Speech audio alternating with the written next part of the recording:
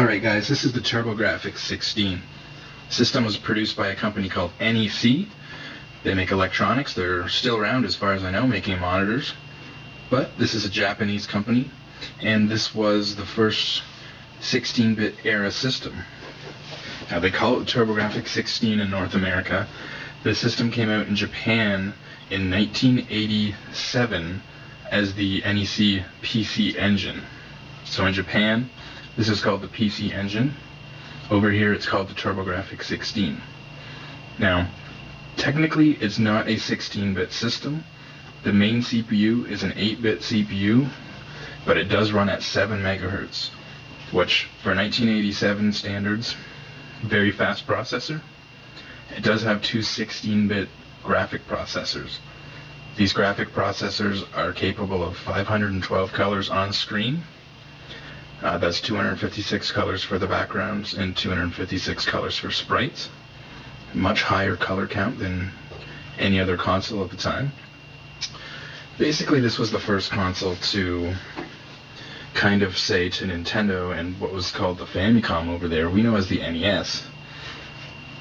This was the first system to say, move over guys, the new wave of stuff is coming in. Call it the 16-bit era if you wish. This is what started it. This is obviously much more powerful than the NES at the time, and the 16-bit graphics are a big improvement over anything the Famicom had. So anyways, the system itself, pretty small, but you should see the Japanese version. The PC Engine, I'll show you here. Very small, very compact system. I'm not sure why they made our version bigger. If they just thought that it had to be bigger to compete with the Genesis.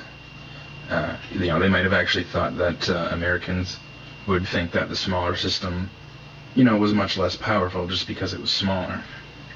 It's the only reason I can think that they would have wanted to design a bigger system. Because the PC Engine, very small, very compact, and I really like that design. But anyways, this is our Grafx 16. This is the cartridge slot here in the front. The game uses what they call a HU card. It's a very small cartridge. I'll show you that in a second. Very simple system up front. You have your power button here. Now when you turn the power switch on, you get basically a little orange sticker here displaying that the system is on. There's no actual LED. So it's just an orange sticker indicating that it's on. And also this little lock slides over and locks the cartridge into place. There's only one controller port on the system. You had to buy a multi-tap to have more than one player, and the multi-tap would give you 2 to 5 players.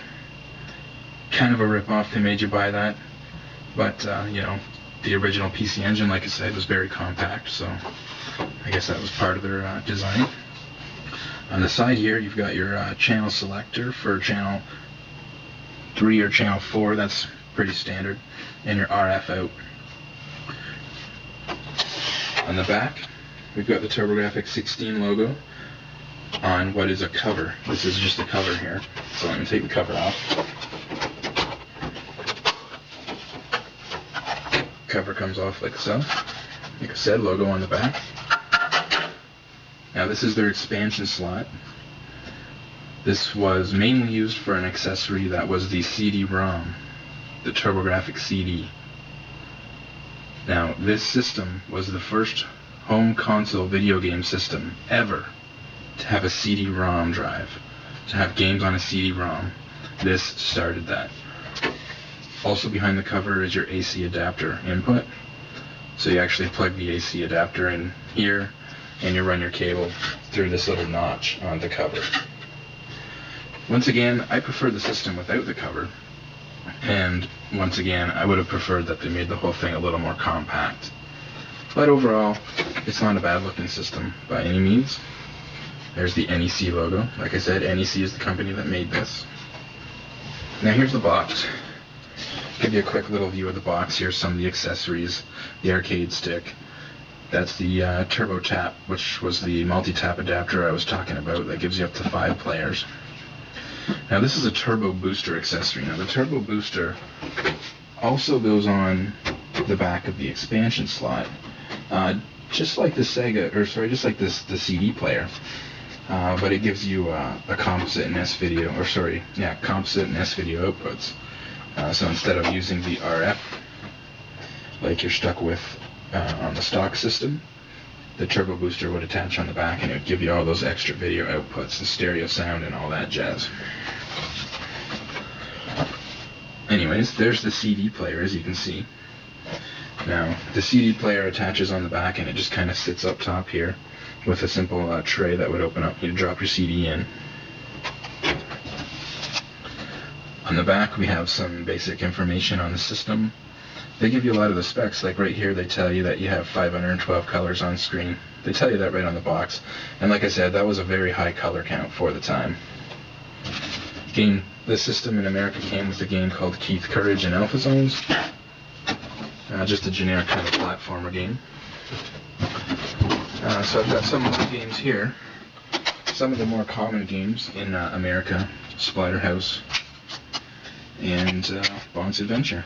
And I've got a few other games here, but grab one of these games for you. Like I said, they use a very small cartridge. They called it a U card. Basically the size of a credit card and just a little bit thicker. Just a couple millimeters of thickness there. And that slides in the front. And once again, that power button locks it in. Now, one advantage to using these small cartridges is that you could use the same games in the PC Engine Express. In Japan it was called the PC Engine Express. Over here it was called the Turbo Express.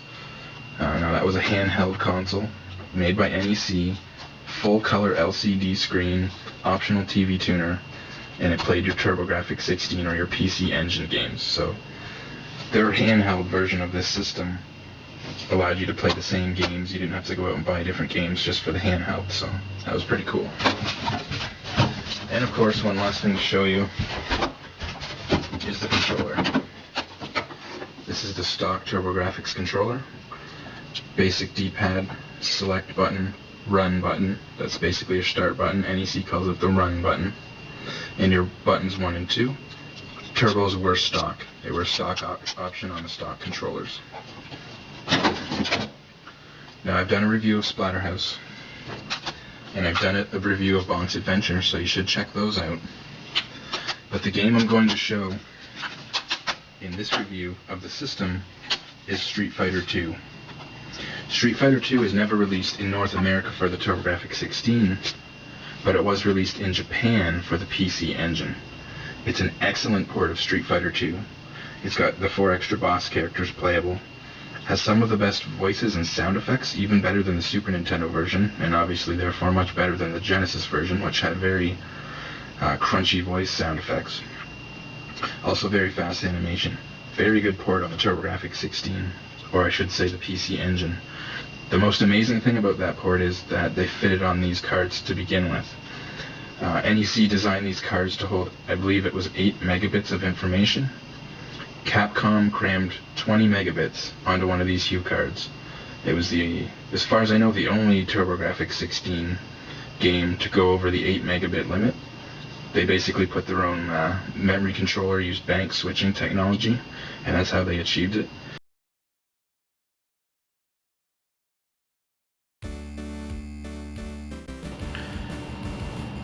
Guys, don't mind the sound quality. It's very jumpy. The sound's gonna skip in and out, and it's gonna get way out of sync with the video. That's a problem with the emulator, or FRAPS, recording the emulator, I should say.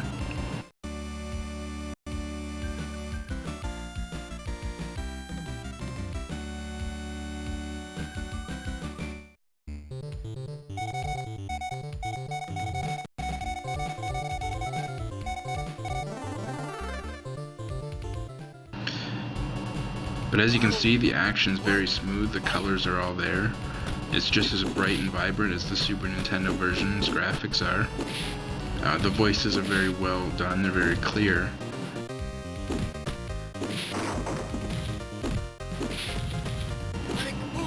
Other than that, it's a great port, and this shows what this system's capable of doing. You know, considering we are talking about an 8-bit CPU. You know, a system from 1987, it's actually quite powerful.